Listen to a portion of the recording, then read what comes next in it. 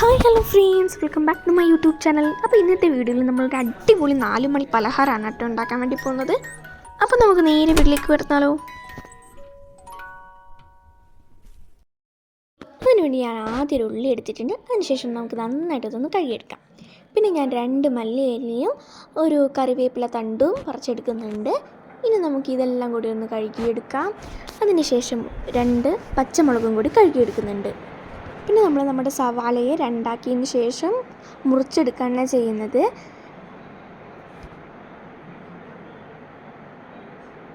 അതിനുശേഷം ഓരോന്നും കുനുകുനാന്നും കട്ട് ചെയ്തെടുക്കുക. പിന്നെ പച്ചമുളക് കട്ട് ചെയ്തു, മല്ലിയില കറിവേപ്പില തണ്ടിൽ നിന്നും നിർത്തി അതിനുശേഷം അതും ചെറുതായിട്ട് കട്ട് ചെയ്തെടുക്കുക.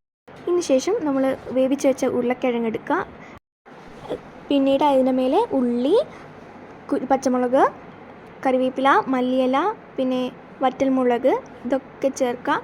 പിന്നെ പൊടികളായിട്ട് ഉപ്പ്, കുരുമുളക് പൊടി, ഗരം മസാല, മഞ്ഞൾപ്പൊടി, ജീരകം പൊടിച്ചത് എന്നിവയൊക്കെ ചേർത്ത് നന്നായിട്ട് നമുക്കിതൊന്ന് കുഴച്ചെടുക്കാം.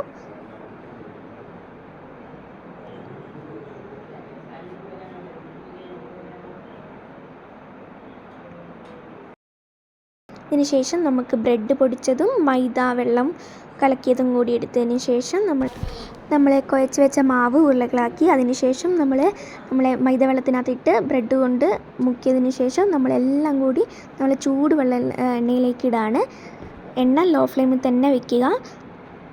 നമുക്ക് നല്ല കളറൊക്കെ ആയതിനു ശേഷം നമുക്ക് എടുത്തിടാം. നല്ല അടിപൊളി ടേസ്റ്റി ഐറ്റമാണ്. എല്ലാവരും മസ്റ്റ് ട്രൈ ചെയ്യുക. Bye bye.